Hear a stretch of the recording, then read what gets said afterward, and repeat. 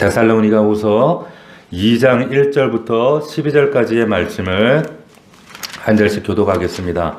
자, 오늘 말씀의 제목은 종말을 대하는 성도의 자세, 종말을 대하는 성도의 자세와 같은 제목으로 하나님 말씀 은혜를 나누겠습니다. 오늘 사실 본문 말씀이 이 말씀이 아니었습니다. 마가복음 말씀이었는데 오늘 아침에 하나님께서 갑작스럽게 이 말씀으로 바꾸라는 감동을 하셔서 불현듯 이 말씀으로 본문을 바꾸고 주보를 바꾸고 여러분들 앞에 서는 것입니다. 이런 경우가 제 목회하면서 몇 번 있지 않아요. 몇 번 있지 않습니다. 그런데 하나님께서 이렇게 강권하시는 이유는 지금 작금의 이 시대, 종말을 맞이한 이 시대에 미혹당하고 또 그로 인해서 혹여나 알게 모르게 공격당하는 성도들이 있지 않겠나. 그리고 또 우리가 헤아리지 못하는 부분에서 지금 미혹당하는 우리 성도들이 있기 때문에 여러분들이 애써 힘써 지키고 보호하라고 하는 그런 말씀인 줄 알고 우리 함께 이 말씀을 나눴으면 좋겠습니다. 오늘 말씀의 제목이 종말에 대한 성도의 자세와 같은 제목인데 이 데살로니가후서 2장 말씀을 보게 되면 이 데살로니가 전후서는 전체적으로 종말론적인 관점에서 쓰여지고 있는 이런 말씀입니다. 그러니까 그 가운데 흐르고 있는 중심 사상이 뭐냐?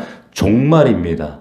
종말론. 그러니까 예수님께서 어떻게 마지막 때에 재림하시고 그 마지막 때, 그 오실 때를 우리가 어떻게 준비해야 하는가, 어떤 준비와 자세를 가지고 있어야 되는가, 그걸 중점적으로 말씀하고 있다라고 하는 것입니다. 특별히 이 데살로니가 후서는 더욱 그러한데 왜 그런가 하면 이 데살로니가 전서는 편지잖아요. 먼저 데살로니가 전서를 편지를 먼저 데살로니가 교회에 보냈어요. 보냈는데 보내주고 나서 돌아온 피드백이 반응이 왔는데 그 답장이 그렇게 긍정적이지 않았습니다. 굉장히 반응이 이렇게 심상치 않다는 것을 바울이 읽었어요. 그 부정적인 반응이 돌아왔는데 그 부정적인 반응이 뭐냐면 오늘 2절 말씀에 등장을 합니다. 2절 말씀을 주목해서 보시면 이렇게 나와 있어요. 영으로나 또는 말로나 또는 우리에게서 받았다는 편지로나 주의 날이 이르렀다고 해서 쉽게 마음이 흔들리거나, 같이 읽어볼까요? 시작. 쉽게 마음이 흔들리거나 두려워하거나 하지 말아야 한다는 것이라. 자, 이렇게 말씀하고 있습니다. 그러니까 영어로나 말로나 우리에게 받았다는 편지요. 나중에 주의 날이 이르다고 해서 너희 흔들리거나 두려워하지 말아야 한다.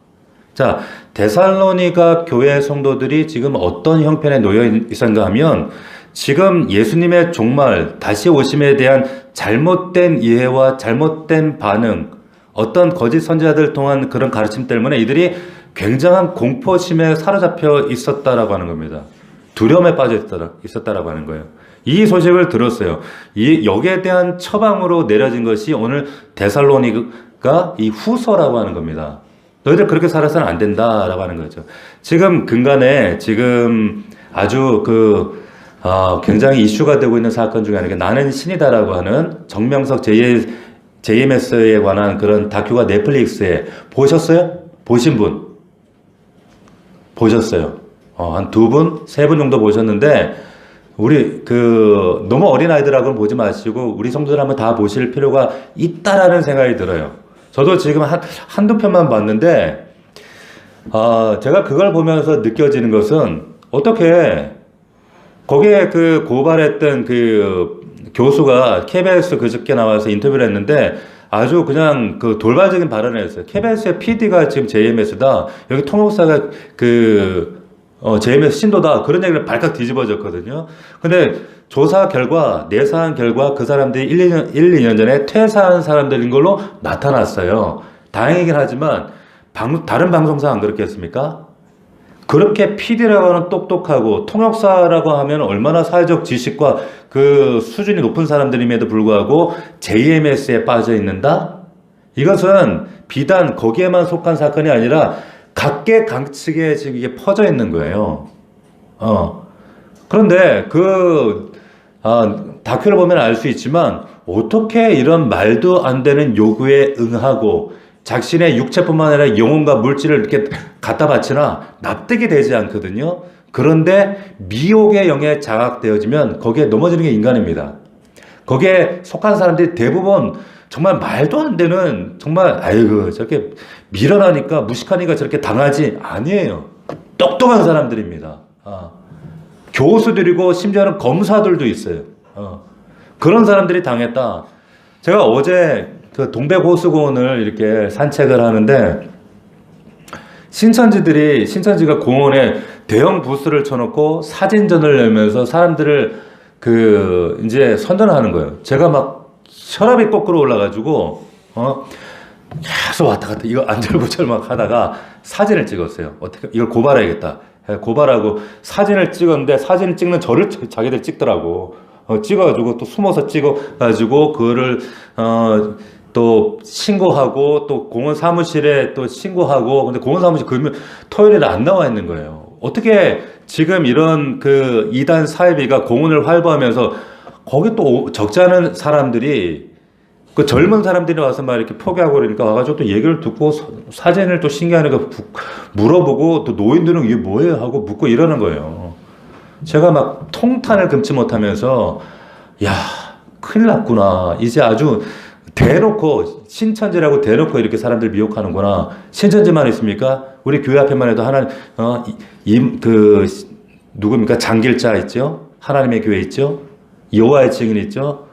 지금 보통 문제가 아니에요. 보세요. 자, 이런 상황을 들을 때 성도들의 반응은 두 가지입니다. 야, 주님 오실 때 됐구나. 진짜 말세구나.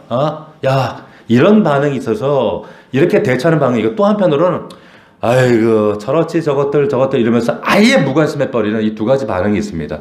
근데 그러한 양상들이 오늘 데살로니가 교회 안에 그대로 그 양태들이 나타나고 있더라는 거죠.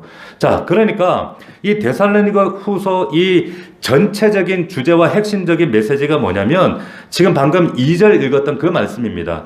너희들이 쉽게 두려워하거나 떨지 말고 그 다음에 올바른 종말론적인 관점을 가지고 너희들 살아야 된다. 지금 그 이야기를 하고 있는 거예요.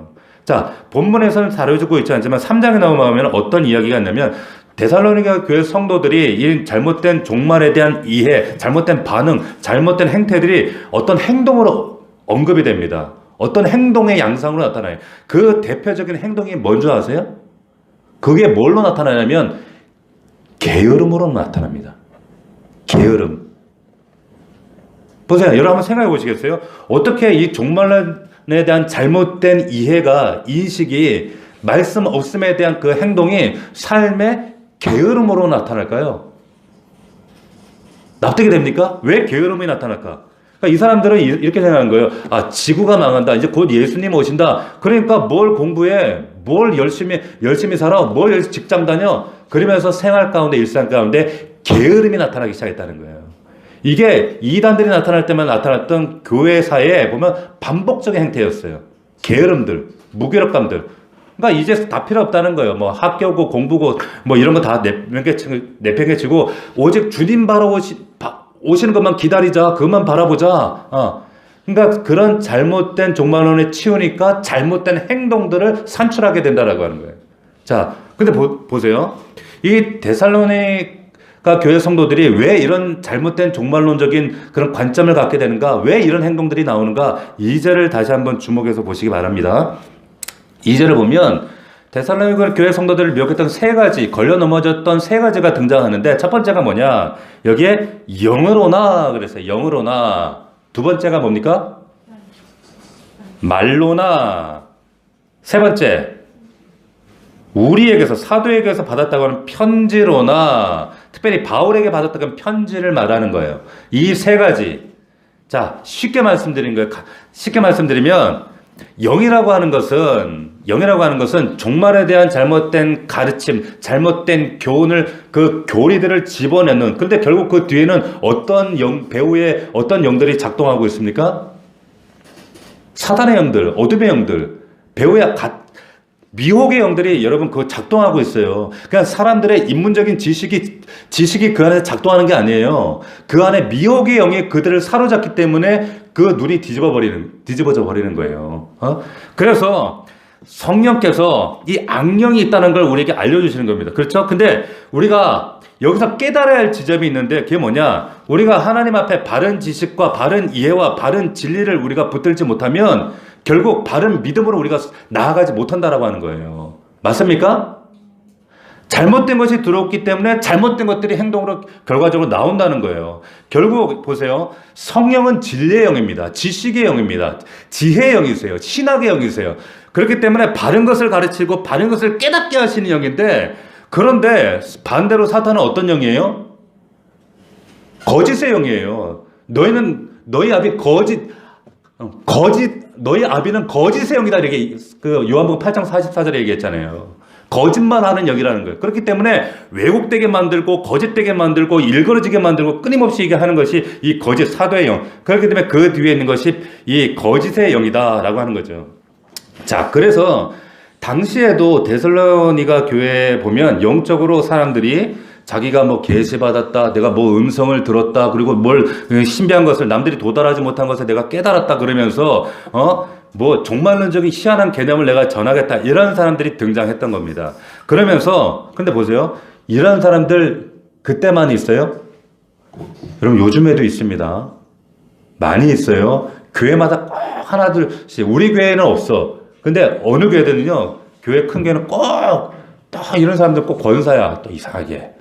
그래가지고 꼭 신령한 차 하면서 뭘 내가 깨달았다 그러면서 뭐 영적인 음성 들었다, 뭐 이런 개념을 내가 알게 됐다면서 이리와 이러면서, 그러면 또 거기 가서 떠르르 달려가서 막 하는 사람들 누구예요?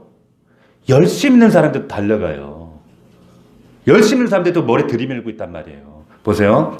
여러분 굉장히 조심하셔야 돼요. 왜냐하면 분명히 영이 다 같은 영이 아니라 그랬어요.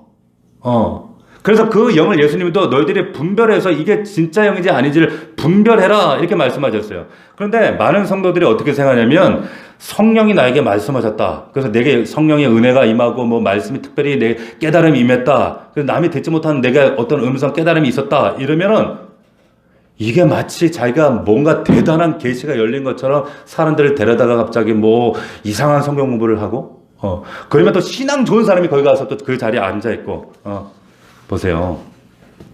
영을 다 믿으시면 안 돼요, 여러분. 절대로 영을 다 믿으시면 안 돼요. 아무리 오래 알고 지나고 가까이 지나고 그렇다 할지라도 여러분 영을 분별하셔야 됩니다. 아무 단체나 가고 아무 교회나 가고 아무 유튜브나 열어보고 그러시면은 여러분 그때 뭐 나는 다 아니까 내가 다 여과할 수 있지, 천만의 말씀. 영혼은 그렇지가 않아요. 영혼은 여러분 그대로 흡수하는데 자기가 병든지 몰라요. 자기가 망가진 줄 몰라요.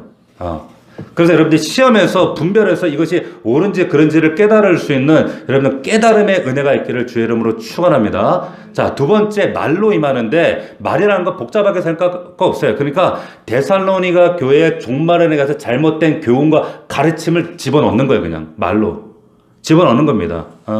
자, 마찬가지 아니겠어요? 우리 만약에 예를 들어서 우리 교회에 제가 뭐 그런 일이 또 있으면 안 되지만 우리 교회 어떤 목사 같은 사람이 딱 와가지고 제가 없을 때 와가지고 이제 잘못된 가르침을 여러분들 던지는 거예요. 던져요? 그럼 여러분들이 아마도 그 말씀을 딱 던지면 여러분들이 이제는 적어도 넘치는 교회 성도들, 복상하는 성도들 되면 적어도 우리 교회 5, 6년 훈련받은 성도들은 이걸 액면 그대로 딱 받아들이지 않아요. 어떻게 받아들입니까? 여과할 줄 알아요. 그러면서 저게 여러분들이 이제 어떻게 머리 안에서 작동하기 시작하면, 왜? 기억하고 생각했으니까, 지금까지 훈련 받았으니까, 저게 과연 저분이 말씀하시는 입술에 나오는 저 말씀이 성경에 근거한 것인가? 진리에 근거한 것인가? 지금 진리처럼 들리지만 저게 유사 진리인가? 아닌가? 여러분들 대번에 딱 근거를 찾아낼 수 있단 말이에요. 말씀을 근거로. 이게 작동이 돼야 된단 말이에요. 저 사람 아주 카리스마 있네. 저 사람 잘생겼네. 저 사람 말을 유려하네. 이런 식으로 그 사람을 그냥 받아들인 게 아니라 진리를 여러분들이 성경을 근거로 해서 이걸 걸러낼 수 있는, 여러분들 안에 이제 이게 작동할 수 있는 여과장치가 생겼단 말이에요. 아멘입니까? 저만 믿나? 저만 믿는 거예요? 보세요. 근데 데살로니가 교회 성도들도 사실 그랬단 말이에요. 그래서 이들은 이 여과장치 근본 텍스트가 뭐였냐면, 어디서 가져왔냐면, 여기 보세요. 2절 2절 거기에 보면 우리에게서 받았다고 하는 편지로나 이런 얘기를 합니다. 무슨 말이에요? 성경 얘기하는 거예요. 이 당시에는 이런 정경이 없었잖아요, 아직. 그러니까 편지가 성경이었단 말이에요. 사도들의 편지. 그 편지를 통해서 바울이 보냈다고 편지를 근거로 해서 분별하는 거죠. 그런데도 불구하고 이 편지를 가지고 어떤 사람들이 위조하거나 변조하거나 이걸 편지를 또 왜곡해서 해석해서 전하는 사람들이 있었단 말이에요. 그래서 미혹하는 이런 가르침들, 이런 모든 것들 말을 통칭해서 여기에 말로나 이렇게 하는 거야. 이 말. 이런 가르침, 그래서 그들의 영혼과 심령 가운데 이런 것들을 말로 밀어 넣었다. 그래서 그러면 이런 것들을 가지게 되니까 잘못된 것들이 들어오니까 잘못된 행동들, 그 행동들이 뭐예요? 현실에 대한 두려움 아니면 현실에 대한 외면 이런 현상으로 나타나게 되었다. 라고 하는 것을 오늘 본문을 통해서 우리가 발견할 수가 있는 겁니다. 그러니까 여기서 우리가 굉장히 중요한 원리를 발견하실 수 있어야 돼요. 뭐냐? 제가 여러분들에게 누누이 말씀드리지만은 여러분들이 바른 말씀과 바른 지식과 바른 계시가 없으면 절대로 바른 믿음 위에 설 수 없습니다. 아시겠어요? 여러분들이 바른 말씀과 바른 믿음에 대한 해석과 바른 성경에 대한 이해가 없으면 여러분들 삶 가운데 나오는 믿음의 적용, 믿음의 산출의 내용들은 절대 바른 것들이 나올 수가 없어요. 없다라고 하는 거예요. 이런 것들을 여러분들이 우리가 얼마나 바로잡기 위해서 수년간을 애쓰고 노력하고 조정하기 위해서 애쓰는지 모릅니다. 자, 이걸 명심하셔야 돼요. 계시에 대한 나는 바른 해석이 있는가? 바른 이해가 있는가? 그런 근간이 내 영혼 안에, 내 심장 속에, 내 삶 속에 지금 흐르고 있는가? 말씀이 정말 내 삶 속에 바른 이해로 기저 가운데 흐르고 있는가? 여러분들 이것들을 굉장히 여러분들 집중하셔야 돼요. 그렇기 때문에 여러분들이 초점을 맞추고 말씀에 집중하고 주목하셔야 될 것이 뭐냐면 항상 말씀을 분명히 바로 깨달아 알고 그것을 제대로 이해하려고 여러분들 소원하셔야 되고 그 진리를 정말 사랑하시려고 애쓰셔야 된다는 거예요. 아멘입니까? 그냥 따라가시면 안 된다는 거예요. 그렇지 않으면 어떻게 되는 줄 아세요? 그냥 눈에 보이는 거, 그리고 아주 말초적인 거, 가치적인 거, 기적적인 거, 멋진 것, 화려한 것, 매력적인 것 이런 것에 여러분들 쫓아가게 돼 있어요. 그 순간부터 마음이 뺏기죠. 마음이 뺏기는 순간부터 여러분 정말 어그러지기 시작합니다. 어그러지기 시작해요. 얼마 전에 제가 어떤 분하고 상담을 했어요. 이분이 믿던 신앙이 겉으로 볼 때는 건전한 교회처럼 보여요. 그런데 소위 말하는 신사도 교회입니다. 아무도 몰라요. 그런데 목회자들만 알아요. 저 같은 목회자는 설교 딱 들어보면 신사도 교회 알아요. 그런데 겉으로 볼 때는 교회 간판 있고 젊은 사람들 많이 모이고 뜨겁고 기도 많이 하고 좋은 교회야? 아니에요. 여러분 그 교회 영혼을 죽이는 거예요. 망쳐요. 망하는 거예요. 여러분 이런 분별을 가지려면 여러분 어떻게 하셔야 되죠? 말씀에 대한 정확한 분별 이해가 없으면 우리 아들 딸들이 이제 신입생이 돼서 대학 가서 이제 새로운 교회 어디 뭐 지방에 갔는데 그 교회가 어떤 교회인지 내가 분별이 안 돼. 그냥 내가 아는 지인 교회야. 이 교회 청년들이 많대. 여러분, 저는 우리 성도들이 어느 교회 갈 때는 항상 그 교회를 이사를 가든지 외국에 갈 때는 교회를 지정해 줬어요. 지정해 준다. 지금은 여러분 무턱대고 이 교회 갈 수 있는 시대가 아니란 말이에요. 보십시오. 그렇기 때문에 미혹당하지 않게 여러분들 주의하시는 게 정말 필요하다라고 하는 거. 이 JMS에 있는 애들 다 젊은 대학생들이에요. 자, 그래서 바울이 이제 이에 대한 처방을 내립니다. 데살로니가 교회에 처방을 내리는데 이 말세에 대한 그러면 바른 지식을 집어내야 될 거 아니에요. 그 바른 지식이 뭐냐면 3절부터 보십시오. 3절. 자, 같이 읽어봅시다. 시작. 누가 어떻게 하여도 너희가 미혹되지 말라. 먼저 배교하는 일이 있고 저 불법의 사람 곧 멸맹의 아들이 나타나기 전에는 그날이 이르지 아니하리니. 자, 이 말씀은 지금 사도 바울이 적어놓고 있지만 이 말은 예수님이 마태복음 24장과 마가복음 13장에 정확하게 기록한 말씀이에요. 자기 얘기가 아닙니다. 예수님이 마태복음 24장에 정확하게 하신 말씀이에요. 자, 그러니까 지금 너희들이 지금 잘못하는 게 있어. 너희들이 미혹하게 아는 그릇된 왜곡된, 그래서 자꾸 미혹하는 사람들이 오니까 또 넘어지는데, 누가 와도 너희들 미혹해도 넘어지지 않게 제대로 너희들이 설 수 있도록 내가 가르쳐 줄게, 그 얘기하는 거예요. 그 첫 번째가 뭐야 된다. 첫 번째 그게 뭐냐면 뭐가 있어야 된다라고 여기 지금 그 순서상으로 말씀하고 있는가 하면 말씀 보세요. 자, 뭐가 있어야 된다고 얘기합니까? 자, 보세요. 배교예요. 배교. 잘 보세요. 전체적인 말씀의 이 순서들, 이런 것들, 예수님이 사실은 굉장히 간단 명료하게 성경에서 그 마태복음 얘기를 했거든요. 그런데 우리는 이제 이런 것들, 우리가 성도들이 갖는 오해가 뭐냐면 말세에 나타날 일들, 사건들, 상황들, 이건 요한계시록 너무 메타포가 너무 어렵고 헷갈리고 알아들을 수도 없고 어렵다, 혹은 이해하기 어렵다. 아닙니다. 예수님이 이미 명확하게, 이게 간단하게 여러분들 이해하기 쉽도록, 왜? 그 듣는, 마태복음 24장에 듣는 자들이 제자들이었어요. 낯 넣고 기억자도 모르는 그 제자들에게 쉽게 그걸 설명을 해 놓으셨단 말이에요. 압축 요약으로 그 대표적인 장들이 마태복음 24장, 마가복음 13장, 여러분들이 꼭 기억하셔야 돼요. 이때가 언제냐면 예수님께서 이제 성전에서 빠져나와서 이제 산에 올라가서 앉으시니까 제자들이 나온 거예요. 마지막 때에는 어떤 징조가 있고 어떤 일들, 현상이 있습니까? 말씀해 주세요. 그럴 때 예수님께서 그냥 요한계시처럼 그런 헷갈리는 얘기 하지 않고 그냥 압축해서 24장 전체를 통째로 관통해서 마지막 때 이런 일이 너희 삶 속에 관통하게 될 거야 라는 것을 쭉 설명합니다. 자, 그럼 잘 생각해 보세요. 우리가 잘 아는 요한계시록, 다니엘 이런 것들 보면은 이게 메타포로, 비유로 이게 둔갑되어 있단 말이에요. 어렵단 말이에요. 그런데 예수님이 이런 걸 우리들을 너무 우리의 성정과 연약함을 잘 아시고 이해하기 쉽도록 요약본으로 전체 개론을 이렇게 요약을 해놨어요. 얼마나 쉬워요. 알아야겠어요? 몰라야겠어요? 알아야죠. 알아야 되는데도 불구하고 우리는 헷갈린단 말이에요. 자, 그러면 마태복음 24장으로 한번 가보겠습니다. 24장.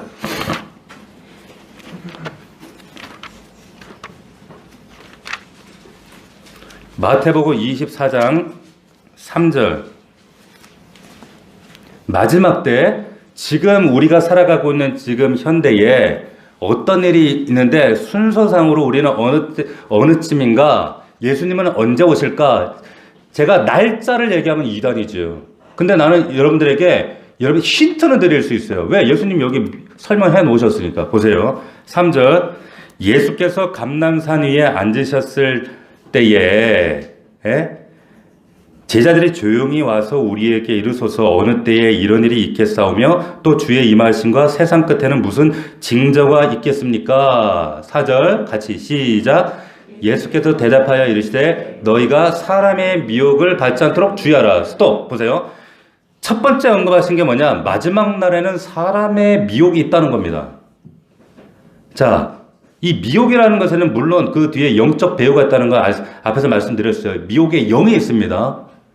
사단의 역사가 있어요. 그러면 예수님의 그 첫 번째 경고, 미혹이 있는데 5절 같이 시작. 많은 사람이 내 이름으로 와서 이르되 나는 그리스도라 하여 많은 사람을 미혹한다. 미혹하는 일이 있어요. 그 다음 시작. 난리와 난리 소문을 듣겠으나 너희는 삼가 두려워하지 말라. 이런 일이 있어야 돼. 아직 끝은 뭐다? 아니야. 아니라는 거. 말세지 말 아니라는 거예요. 보세요. 여러분 고개 잠깐 들어보세요. 말세에 대해서 여러분들이 이런 생각을 하면 무슨 생각을 하냐면 난리와 소문이 있고 지금 터키에 지진이 있고 전쟁이 있고 있으니까 이제 말세다. 끝이다. 야, 이제 마지막 날 된 것 같아. 주님 곧 오실 것 같아. 이거 아니라는 거예요. 예수님이. 그게 아니라 그러면 이런 사람들이 보통 공포와 두려움에 빠져요. 데살로니가 교회가 딱 그런 상황이었다면 예수님이 이걸 정면을 뒤집어요. 뭐라고 뒤집냐면 그거 두려워할 게 아니다. 마지막에 이르러서 말세 지말이라고 하는 지금 이 시점, 말세 중에 말세 맞아요. 그런데 이게 말세 중 예수님이 오시기 직전, 예수님이 곧 오시는 모습은 아니다라고 하는 거예요. 진짜 예수님이 오시는 때는 아니다라고 얘기하시는 거예요. 예수님이 오시는 그때가 진짜 마지막이란 말이에요. 무슨 말씀인지 아시겠어요? 진짜 말씀이지만 예수님이 오시기 바로 직전, 그때는 우리가 알 수 있는 또 사인이 있단 말이에요. 보세요. 거기에 예수님 오기 직전에, 재림 직전에 일어나는 모습, 이런 처처의 뭐 기근이나 지진 이런 거 아닙니다. 예수님은 다르게 설명하셨어요. 뭐라고 설명하셨는가 보세요. 이 모든 것은 재난의 끝이 아니라 시작이다. 이건 시작에 불과하다. 시작이라는 거예요. 무슨 말이냐? 이것은 말세 아니라는 거예요. 자, 성도들이 여러분들 어떤 생각을 가지셨냐면 기근이 일어나고 뭐 이쪽에 뭐 전쟁이 나고 해일이 일어나고 막 말도 안 되는, 이제 우리나라도 지진의 안전지대가 아니고 자연재해가 일어나고 이런 상황이 되고 하니까 전 지구상에 이런 일을 통해서 이제 다 끝났다. 지구가 막 뭐 2045년에 망한다더라. 이제 이런 생각을 가지는 것이 아니라 이제 시작이구나 라는 생각을 가지셔야 된다는 거예요. 아멘. 자, 무슨 뜻이냐? 예수님이 경고하신 겁니다. 경고. 자, 이런 너희들이 잘못된 지식을 가지고 있으면 그런 일이 일어날 때 어떤 생각을 가진다는 겁니까? 두려움과 공포에 빠진다는 거예요. 데살로니가 교회 성도들처럼. 자, 그때는 두려워할 때가 아니라 예수님이 말씀하셨어요. 그래서 7절에 시작. 민족이 민족을, 나라가 나라를 대적하여 일어나고 기근과 지진이 일어나. 8절 다 같이 시작. 이 모든 것은 재난의 시작이다. 그러면 어떻게 해야 되는가? 9절 시작. 그때 사람들이 너희를 환난에 넘겨주며 너희를 죽이리니 너희가 내 이름 때문에 모든 민족에게 뭘 받는다? 미움을 받습니다. 잘 보세요. 그래서 모든 기독교인이 전 세계 사람들로부터 여러분, 지금 우리가 핍박당하는 이런 거 말고요. 저 교회 당하는 것들, 이런 것들 말고 여기서 말하는 이 미움은 전 지구적인 핍박을 말하는 거예요. 전 지구적인 거예요. 그래서 여러분, 우리가 두려워해야 될 것은 뭐냐면 이런 겁니다. 뭐 지진이 일어나고 기근이 일어나고 이런 것들 우리 기독교인들이 두려워해야 되는 것이 아니라 모든 사람들에게, 세상 사람들에게 질시와 비난과 질타의 대상이 되고 핍박의 대상이 되는 것, 이런 사실을 여러분들 두려워하셔야 돼요. 성경 이렇게 명시했으니까. 이게 뭡니까? 점점점 말세 지말로 깊이 있게 들어가는 것이구나 라는 것을 지금 적나라하게 보여주고 있는 거예요. 보세요. 한국 보세요. 지금 옛날보다 복음에 대해서 반대하고 복음에 대해서 정말 쌍지들을 들고 반대하고 핍박하고 욕하는 사람들이 얼마나 많습니까? 유튜브를 보세요. 길을 보세요.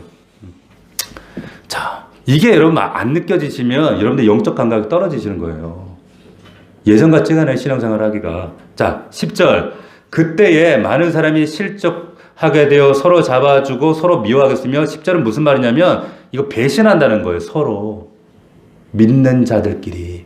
예? 다시 말하면 이게 뭐냐면 배교가 일어난다는 거예요.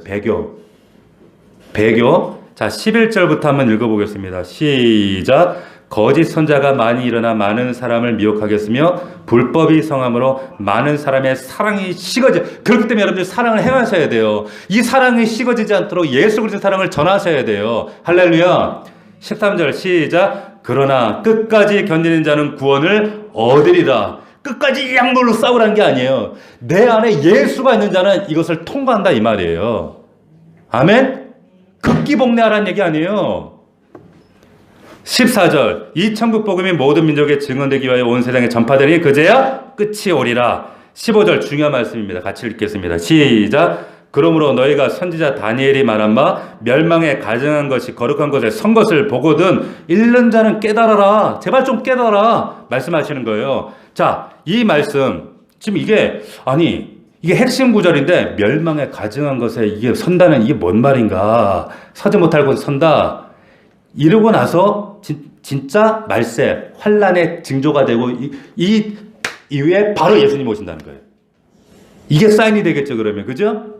자, 그러면 이거 좀 이따 설명드리고 다시 데살로니가 본문으로 돌아와서 3절 보세요. 지금 요 있는 말씀을 요약해서 한 말씀이 3절이란 말이에요. 아시겠어요? 자, 3절 다시 봅시다. 자, 시작. 누가 어떻게 하여도 너희가 미혹되지 말라. 먼저 배교하는 일이 있고 저 불법의 사람 멸망의 날이 나타나기에는 그날이 이르지 않는다. 아시겠죠? 배교가 먼저 있어요. 그 다음에 멸망하는 이 멸망의 아들이 나타나요. 이때가 말세란 말이에요. 이때가. 아직은 그때 아니에요, 여러분. 어? 자, 그래서 첫 번째는 뭐가 있다고요? 배교. 전 지구적인 배교, 배신. 그리고 예수님은 그 다음 다 설명했죠. 앞에 24장에서. 그 다음에 뭐가 있다고요? 불법의 사람 멸망의 아들이 나타나요. 나타납니다. 임박한 말세 마지막 주님 오시기 직전. 이게 여러분들 그럼 우리가 보면서 딱 이걸 쌓이는 걸 딱 알죠. 아, 그렇구나. 집단적인 배교와 이런 멸망에 가증한 것. 어떤 사람이 등장하는구나. 이 사람, 가증한 곳에 서는 이 사람이 누군가? 누구예요? 이거 우리 계시록에도 나오고 다니엘도 다 나와요. 누굽니까? 다니엘서 9장 11장에 나오는, 여러분 나중에 시간 날 때면 읽어보세요. 이것은 구약의 멸망에 가증한 것이 서지 못할 곳에 선다. 그러면 그때 예수님 오신다. 너희들 알아야 된다는 거예요. 자, 누굴까요? 이게 누굴까요? 권기현 집사님 누구예요? JMS입니까? 교황입니까? 뭐 어떤 사람은 교황이라 막 그래. 아니, 교황 아니에요. 보세요. 이 사람의 정체성을 이 이름 자체에서 등장하잖아요. 정체성이 뭐예요? 멸망받을 자라는 거예요. 멸망받을 자. 멸망받아 마땅한 것이고 예수님에 의해서 받는 존재예요. 이 사람. 이 존재는 다시 얘기하면 사단적인 아주 정말 대단한 존재입니다. 이걸 뭐라 그래요? 사단적인 존재? 이 사단적인 존재가 나타나서 서지 못할 곳에 자기를 서게요. 무슨 뜻이냐면 압축해서 설명하면 이런 겁니다. 자기를 내가 신이다 라고 하는 거예요. 반드시. 지금 전 세계에 흩어져 있는 그런 종류의 신이 아니에요. 모든 믿는 자들, 믿지 않는 자들이 압도될 만한 강력한 권력과 권세를 가지고 내가 신이다. 이게 누굽니까? 안티크라이스트. 적그리스도. 배교가 있고 적그리스도가 나타나요. 예수님 하신 얘기가 이거 박목사가 하는 얘기, 박목사 하는 예언이 아니에요. 자, 이런 사실을 우리가 이런 것들 볼 때 이게 바로 직전이다라는 사실을 우리가 바로 깨달아 알아야 된다는 겁니다. 이게 예수님 오시 직전이구나. 이런 순서들 제가 설명했어요. 그죠? 이런 순서가 우리 머릿속에 있어야 된다는 거예요. 그러면 근데 잘 보셔야 되는 것은 지금 바울이 왜 이 편지를 쓰고 있냐면 이런 잘못된 지식으로 해서 극단적인 잘못된 삶의 양태를 지금 살아가고 있는 성도들을 지금 질타하는 거예요. 너희들 그렇게 살면 안 돼. 양극단. 그러니까 잘못된 가르침을 받게 되니까 이 교인들이 잘못된 지식이 들어가니까 쓸데없는 두려움에 빠져가지고 공포에 빠져가지고 일상생활이 불가능한 거예요. 직장 내팽개치고 공부 안 해. 망하는데 뭐하러 공부해? 막 이런 얘기 하잖아요. 애들이. 그러면서 이런 극단적인 게으름과 이런 속에 빠지니. 근데 반대적인 이런 극단도 있습니다. 어떤 극단이 있는가? 반대적인 극단이 뭘까요? 이 반대적인 극단이 특히 우리 믿는 사람들에게 나타나는 현상인데 뭐냐? 종말에 대해서 생각하지 않는다는 겁니다. 우리 한번 생각해 보세요.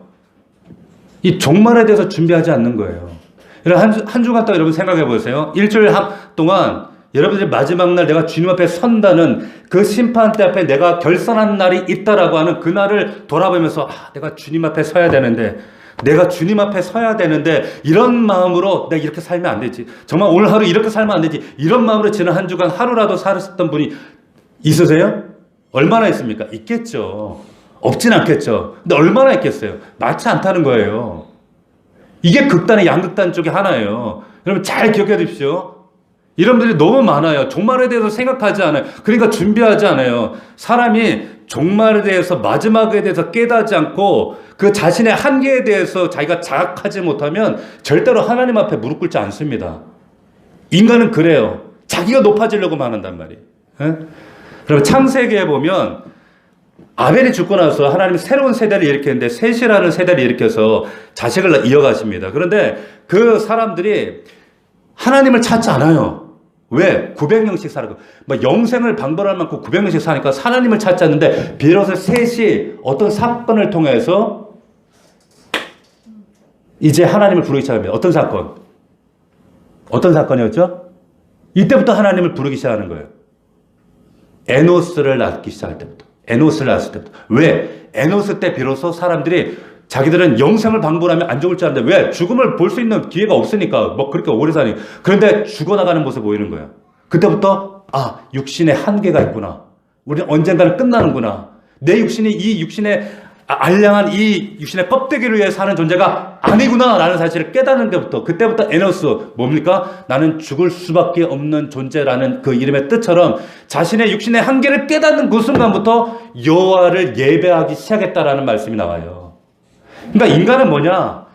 자신의 한계를 육신의 한계를 연약함의 공고함을 깨달을 때부터 그때부터 하나님을 섬기며 예배할 수 있다라고 하는 거예요. 제가 아파 보니까 그렇더라고. 아파 보니까 하나님 나 마지막 죽을 때 나 이렇게 고통스럽고 아프게 죽지 않게 해줘. 그 생각이 보통 나더라니까요. 너무너무 아파서 하나님 정말 죽을 때 평온하게 죽어야지. 너무 아파서 나 너무 힘들어. 막 이런 기도가 막 절로 탄식이 나와요. 보세요. 여러분 사도행전에 보면 사도 바울이 그 벨릭스 앞에서 자신의 신앙을 이제 변증하면서 선포하는 그런 이야기가 있습니다. 그러면서 그 벨릭스 청독 앞에서 그 청독의 아내 앞에 이제 다 홀로 대면해서 이제 막 전도를 설파하는데 거기에 기독교에 관해서 딱 세 마디로 세 단어로 딱 아주 감명하게 설명하는 그런 장면이 나옵니다. 자, 여러분 같으면 기독교, 내가 믿는 예수 그리스도, 내가 믿는 기독교에 관해서 딱 세 단어로 딱 압축해서 설명한다 라고 하면 여러분 뭐라고 얘기하시겠어요? 세 단어로. 궁금하지 않아요? 사도 바울이 그 예수 그리스도 내가 믿는 신앙에 관해서 세 단어로 딱 압축한다면 뭐라고 얘기했을까? 도대체 그 단어가 뭘까요?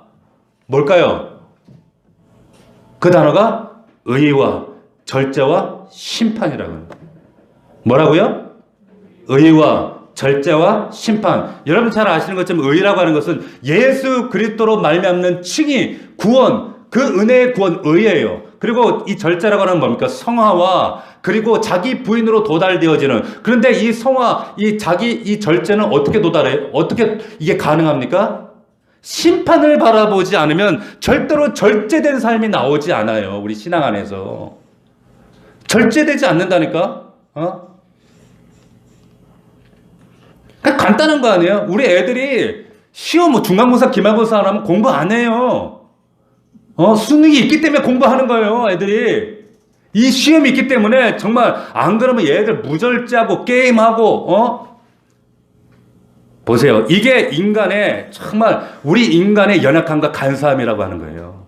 정말 하나님 앞에 우리 앞에 눈앞에 이 심판이 없다라고 하면 이 경고가 없으면 우리는 절대로 절제하지 않는 존재들입니다. 사람은 자기 마음대로 방종하는 존재들이에요. 무절제하게. 신기하잖아요. 보세요. 양극단 얘기했어요. 한쪽은 게으름으로 주님 오시는데 뭐하러 직장 다니고 뭐하러 공부해?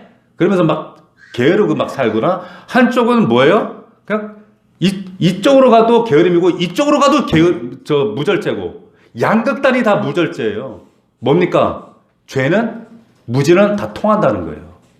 다 통하게 돼 있어요. 그렇기 때문에 보세요. 하나님을 똑바로 알지 못하면 바른 지식과 바른 믿음, 성경을 여러분 왜 복상하라 하고 여러분들에게 왜 말씀을 여러분 사수하라고 하냐면 바른 지식이 없으면 바른 말씀이 없으면 여러분 안에 바른 믿음과 적용과 행동이 여러분 삶 가운데 열매로 산출되지 않아요. 절대. 나타나지 않습니다. 사도 바울이 분명히 그랬어요. 너희가 법대로 경계하지 않으면 면류관 없어. 무슨 말인지 알겠어요? 기차는 내일 위로 달려가야지 기차예요. 성도는 경건의 믿음의 도를 가야지 그 안에 믿음의 열매들이 맺히는데 그 길을 걷지 않아요. 자꾸 단들이 이탈한단 말이에요. 이탈되고 어그러질 때마다 하나님이 우리의 삶 가운데 간섭하시는 방법이 연단이라는 방법이 왜? 자기 자식 버리는 아버지는 없어요. 어떻게 해서라도 하나님 그 자식 포기하지 않고 그 정도를 걷게 하시기 위해서 여러분들 삶 가운데 하나님 연단하셔서 징계하시고 여러분들 만들어 가시는 그 과정, 이걸 신앙생활이라고 합니다. 아멘? 자, 우리 성도들이 마지막 날에 보세요. 오해하는 것들이 있어요. 마지막 날에 우리는 심판을 받고 다 천국 간다? 여러분 오해하지 마세요. 마지막 날에 우리가 정죄의 심판은 없지만 하나님 앞에 심판대 앞에 서서 결산하는 시간이 있어요, 없어요? 있어요. 있단 말이에요. 보십시오. 마지막 날에 누가 심판 안 받는다 그래요? 우리 하나님 앞에 다 결산 받습니다. 지금 우리가 오늘 막 죄 짓고 이 죄악 짓다가 아유 그냥 하나님 뭐 용서해 주시겠지. 오늘 어영부영 넘어가는 것처럼 뭐 그때도 하나님은 대충 넘어가 주시겠지. 여러분 그때 땅을 치고 후회하는 그런 순간이라도 어쩔 수가 없어요. 저는 여러분들이 충분히 여러분들에게 설명하고 여러분들에게 소리 지르고 외치고 열변을 토했잖아요. 여러분 하나님이 다 결산합니다. 철저하게 홀이라도 남김없이 결산하는 때가 온다라고 하는 거죠.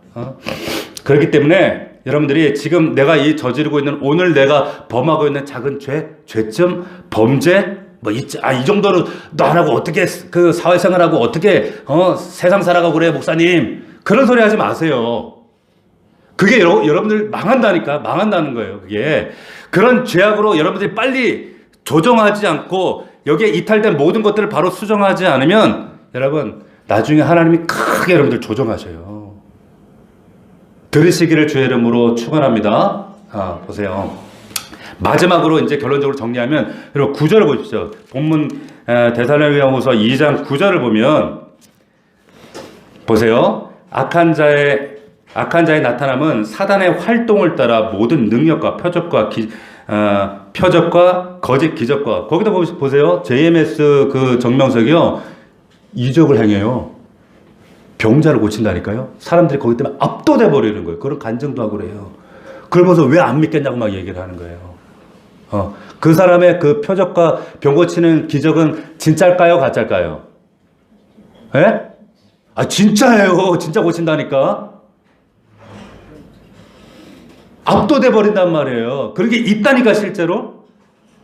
있단 말이에요. 그래서 할 수만 있으면 택하신 자들을 미혹하리라. 택한 자들을 미혹하기 위해서 이런 일들 마태복음 24장에 거짓 그리스도와 거짓 선자들이 일어나 큰 표적과 기사를 보여 할 수만 있으면 택하신 자들도 미혹한다는 거예요. 그런데 보세요. 마태복음 24장 24절 다시 돌아와 보세요. 예수님이 되게 중요한 한 말씀을 하고 끝을 맺으셨거든요. 25절 보십시오. 24장 25절.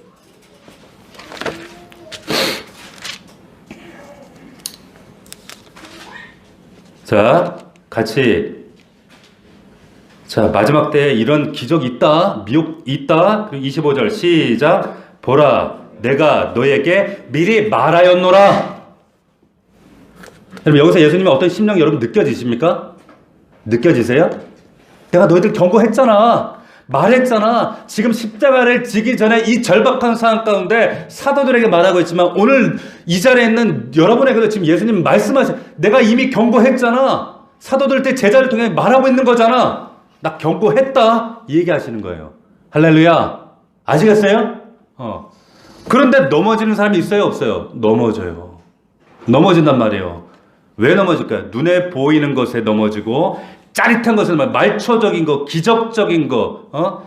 여러분 요즘 신사도 운동, 잠시 언급했던 신사도 운동하는 그 교회에 젊은 사람들이 많이 막 가서 그러고 있어요.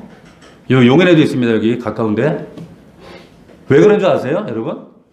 거기 가면 온갖 거짓 은사가 나타나고 기적들도 나타나고 그럴듯하게 보이는데 보글보글한데 거기에 사실은 뭐가 있냐면 10절 보십시오. 여기에 10절 보세요.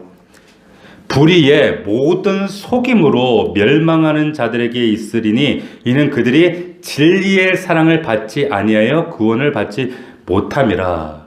이렇게 얘기했어요. 보세요.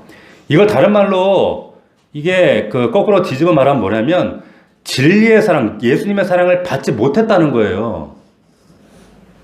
그러니까 이 사람들 진리를 사랑은 하는데 사랑을 받은 사람은 아니라는 거예요. 무슨 말이냐면 이 사람들은 사실은 진리를 사랑하는 사람들이 아니에요. 그것에 말초적이고 기적적이고 은사적인 것이 있고 이런 사람들 있죠. 진리를 사랑하는 사람들 같지만 아니라는 그 얘기 하시는 거예요. 마지막 날에 보세요. 보면은 이런 어떤 이상한 단체나 이런 어떤 교회나 이런 데 가 있는 분들, 제가 지금도 끊임없이 그걸 권면하고 있는 어떤 분이 있어요.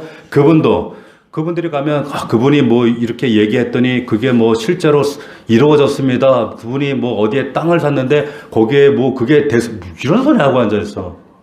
그래가지고 거기에다가 뭐 무슨 기도 처서를 만들었는데 성도들이 거기 이사를 갑니다. 뭐 이런 소리 하고. 우리는 대본에 들으면 이거 이상하다 감이 와야 되는데 그 사람들은 안 들립니다. 심지어는 지난 여름에 강남에 비가 많이 왔잖아요. 강남 비가 많이 올 걸 예견했대요. 맞췄대요. 성도들이 할렐루야 하고 난리가 났어요. 강남에 있는 모교예요. 보세요. 그러니까 이 사람들은 거기에 그 사람들도 주님 사랑해요, 찬양해요. 그런데 거기에 모이는 무리들 중에 물론 다 일반화할 수는 없지만 그 어떤 드러나는 현상들, 기적적인 은사들, 기적적인 뭐 모습들, 어떤 퍼포먼스들 이런 것들 중에서 자기 눈에 내가 여기에 적인 것들이 일어나니까 그것을 쫓아가는 거예요. 그 현상을 쫓아가는 거예요. 오직 예수 그리스도, 예수 그리스도가 뼛속같이 사무쳐 있는 우리 같은 사람들은, 여러분 같은 사람들이 되면은 절대 거기서 뭐 기적이 나타나든 뭐가 나타나든 간에 거기에 미혹되지 않아요. 할렐루야. 미혹될 수 없단 말이에요. 마태복음 24장 28절에 이런 말씀하셨어요. 죽음이 있는 곳에 독수리들이 모인다. 죽음이 있는 곳에 시체가 있으면 독수리들이 모인다. 무슨 말이냐면 이런 뜻이에요. 쉽게 얘기해서 만약에 우리 자신 한번 이렇게 생각합시다. 나는 독수리다. 난 날개가 있다. 난 하늘을 날아다닌다. 그런데 나는 생고기보다 썩은 고기가 좋다. 나는 향기보다 나는 썩은 시체 냄새가 좋다. 그럼 뭐예요 나는? 나는 뭐예요? 독수리 까마귀란 얘기예요. 그러니까 그 주변에 모여있는 사람들, 무리들은 뭐예요? 독수리 까마귀일 수밖에 없는 거예요. 그렇게 미혹하고 유혹하고 넘어지고 자빠지고 이런 사람들. 그렇기 때문에 혹여나 그런 데 가서 기웃거리다가 내가 그런 모습으로 발견되어져서는 안 된다라고 하는 겁니다. 제발 여러분들 당부드리는데 제발 이상한 유튜브 좀 보지 마세요. 예? 잘 이상한 유튜브, 엉뚱한 유튜브 보지 마세요. 여러분들의 상식이 하는 늘은 차원이 아니라 여러분의 영혼은 여러분이 생각하는 것보다 굉장히 섬세합니다. 사람의 정서보다. 여러분들의 영혼이 이게 한번 망가진 것은 참 치유되기가 어렵습니다. 망가져서 깨어지면 이게 치유 회복이 참 어려워요. 말씀 맺겠습니다. 여러분, 오늘 말씀, 앞서도 서두에 잠깐 말씀드렸지만, 오늘 갑자기 하나님께서 여러분들에게 주의라고 경고를 주시는 말씀이에요. 오늘 정말 이 데살로니가 그 교회 안에서 했던 이런 혼란과 어려움들이 왜 있었는가? 이게 지금 교회적으로 이 땅에 수많은 교회들이 당할 수밖에 없는 많은 어려움들 중에 하나입니다. 여러분들이 기억하시고, 바른 진리, 바른 말씀 안에 서시고 그 말씀 안에서 승리할 수 있는, 오직 예수 안에서만 승리할 수 있는 저와 여러분들이 되기를 주의 이름으로 축원합니다. 말씀 복상하십시오. 말씀 읽으십시오. 우리 옆 사람에게 말씀 읽읍시다. 시작. 복상합시다. 뭐 알아야 몇면장을 하지. 안 그러겠어요? 네. 그럼 말씀 안에서 승리하는 우리 넘치는 교회가 되기를 주의 이름으로 축원합니다. 기도합시다. 우리 1분간 하나님 말씀 안에 서게 하옵소서, 승리케 하옵소서. 1분간만 기도하겠습니다. 살아계신 아버지 하나님 감사합니다. 오늘 말씀을 통해 다시 한번 말씀에 서는 우리 믿음의 종들 되길 원합니다. 하나님, 바른 지식과 바른 진리와 바른 성경이 우리 안에 거하지 않으면 거룩한 것이 나오지 못하며 아버지 왜곡된 아버지 하나님 믿음의 행태들이, 행동들이, 두려움들이 극단의 아버지 하나님 양극단의 모습들이 드러납니다. 종말을 무시하든지 종말을 회피하든지 게으르든지 하나님 이런 모습들, 이런 무절제한 모습들이 우리 성도들의 모습 가운데 나타나지 아니하도록 하나님의 말씀을 사모하게 하시고 진리를 깨달아 알게 하시며 진리를 붙들며 살게 하시고 아버지 하나님 주님 오시는 그날을 우리가 바르게 분별할 수 있도록, 하나님은 지금은 주님 오실 때가 아닙니다. 하나님 주님 오실 마지막 그날이 가까우고 있지만 말세지말은 아닙니다. 마지막 배교의 날이 있고 아버지 하나님 반드시 멸망의 가장 것이 서는 날이 옵니다. 우리가 바르게 분별하게 하시옵시고 말씀을 분별하세요.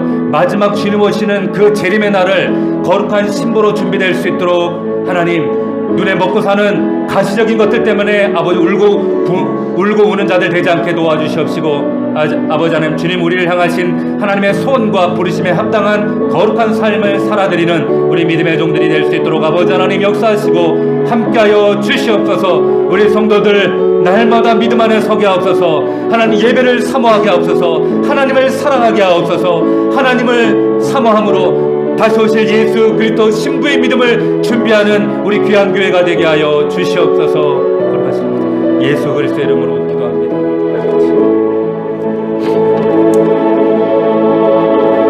하나님 마지막 때가 다가올수록 혼돈과 아버지 하나님 어려움들 많은 아버지 하나님 세상에 감당치 못할 그런 환난들이 있다 할지라도 말씀을 통하여 우린 두려움 없이 담대하게 그날을 정말로 신부의 믿음으로 예수 그리스도를 기다릴 수 있는 우리 넘치는 교회가 되어지길 원합니다. 아버지 하나님 허탄한 두려움에 빠져서 공포감에 사로잡혀서 우리의 삶을 저버리거나 혹은 아버지 하나님 종말론적인 그런 신앙이 아닌 의와 절제와 심판 없는 무절제한 그런 삶을 살아내는 그런 자들이 아니라 정말 예수 그리스도를 바라보며 정말 거룩한 삶을 살아드리는 우리의 가정과 일터와 삶을 아름답게 하나님께 올려드릴 수 있는 정말 빛과 소금의 사람들 될 수 있도록 아버지 함께하여 주시옵소서. 우리 성도들 가정과 삶과 일터에 어려움이 있습니까? 눈물이 있습니까? 아픔이 있습니까? 어루만져 주시옵소서. 아버지 하나님 특별히 아버지 고3을 지나고 있는 우리 사랑하는 아들, 딸들이 있습니다. 하나님 학원에서 학교에서 현장에서 저들을 위로하여 주시옵시고 하나님 정말로 두려운 진로 앞에 함몰되지 않게 도와주시옵시고 살아계신 하나님을 붙잡고 믿음으로 우리의 인생 가운데 간섭하시고 개입하시고 저들의 인생을 들어 사용하시는 예수 그리스도로 그 하나님을 바라볼 수 있는 우리 사랑하는 아들, 딸들 될 수 있도록 축복하여 주시옵소서. 감사드리고 예수 그리스도의 이름으로 기도하옵나이다. 아멘.